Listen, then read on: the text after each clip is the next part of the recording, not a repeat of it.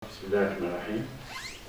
Excellence, Monsieur le Secrétaire Général de l'Union du Maghreb arabe, Monsieur le Président par intérim de l'Université Mohammed V, Monsieur le Président de l'Institut d'études géopolitiques appliquées, Monsieur le Directeur adjoint du Grand Maghreb des Affaires de Lima de l'Union africaine au niveau du ministère des Affaires étrangères de la Fédération africaine et des Marocains résidant à l'étranger, Monsieur le Directeur du laboratoire d'études et de recherche juridique et politique, RGIP, Madame la députée et la parlementaire qui représente aujourd'hui la diplomatie parlementaire et qu'on aura l'occasion d'entendre au niveau de l'intervenant. Honorables invités, chers collègues, chers doctorants et chers étudiants, j'ai l'honneur et le plaisir de vous souhaiter la bienvenue au nom de la faculté de sciences juridiques, économiques et sociales ici, relevant de l'Université Mohammed V, à l'occasion de l'organisation de ce colloque international ayant pour thème « Quel rôle pour l'Afrique dans la gouvernance mondiale ?» Ce colloque, organisé en partenariat entre notre faculté, l'Institut d'études géopolitiques appliquées, France, et le Centre d'analyse et de prospective sur les Afriques équatoriales, Canada. Donc je tiens par la même occasion, et de ce mot de bienvenue, à remercier les membres du comité d'organisation qui ont veillé à la préparation et à la tenue de ce colloque. Comme il a été rappelé dans l'argumentaire de ce colloque, la récente intégration de l'Union africaine au G20 représente à la fois la consécration de l'émergence de l'Afrique comme puissance géopolitique sur la scène internationale et représente également une victoire, ce qu'on appelle aujourd'hui le Sud global, ce Sud global qui ne veut plus être un simple sujet de relations internationales, mais un acteur de ces relations. Un acteur qui a son propre narratif, ses propres intérêts et ses propres stratégies. Par exemple, l'agenda 2063 pour l'Union africaine, parce qu'on parle aujourd'hui du rôle de l'Union africaine dans la gouvernance mondiale. Le continent africain dispose aujourd'hui du potentiel démographique et économique pour peser sur la gouvernance économique et politique mondiale. La récente intégration de l'Union africaine au G20, ou l'intégration de l'Égypte ou de l'Éthiopie au BRICS, s'inscrit dans cette dynamique.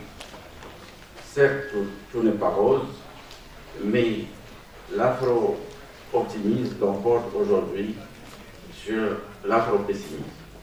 Cette manifestation scientifique a pour objet de mettre en exergue des leviers susceptibles d'améliorer le positionnement de l'Afrique dans la gouvernance mondiale, économique et politique, et bien sûr, sans négliger les obstacles structurels, socio-économiques ou politiques qui peuvent entraver ce processus d'intégration aussi bien au niveau continental qu'au niveau régional ou sous-régional. Et avant de conclure ce mot de bienvenue, au nom de la faculté, je dois remercier les intervenants, surtout qui représentent les institutions officielles, qui ont répondu positivement à notre invitation. Bien sûr, le président il a de coutume de participer, de soutenir nos activités, mais je mentionne spécialement la présence du secrétaire général de l'Union du Maghreb arabe. Il faut rappeler, c'est une communauté économique régionale, parmi les 8 communautés économiques régionales, reconnues par l'Union africaine et qui devrait servir de pilier et de fondation et d'incubateur à la mise en œuvre de la zone de libre-échange continentale. Je le remercie en tant que responsable d'une organisation internationale régionale, une communauté économique régionale, mais également comme militant politique des droits de l'homme, comme ancien ministre des Affaires étrangères, et bien sûr, je ne peux pas couvrir tous les postes qu'il a occupés, aussi bien au niveau de son pays, la Tunisie, au niveau mondial. Donc je vous remercie beaucoup par votre présence, Monsieur le Secrétaire Général. Je remercie également le directeur adjoint de l'Union pour l'Union africaine, de l'Euro Maghreb, etc., qui m'a rappelé qu'il y a un ancien étudiant de cette faculté. Et il m'a rappelé, je ne me rappelle plus, que je l'ai eu comme étudiant au niveau de la première année dans le cours Relations internationales. Je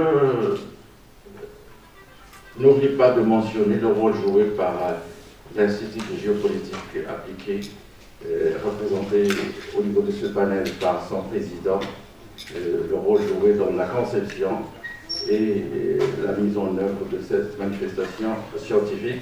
Et ce n'est pas la première fois qu'on collabore avec l'Institut de géopolitique appliquée à Paris. Et je crois qu'après la formelle, on va institutionnaliser les choses pour pérenniser un peu ce genre d'activité qui porte sur les problématiques intéressant aussi bien le Maghreb que l'Afrique dans sa globalité. Je remercie Madame la parlementaire qui va participer à la table ronde qui aura lieu après les propos introductifs. Et je vous remercie pour votre attention.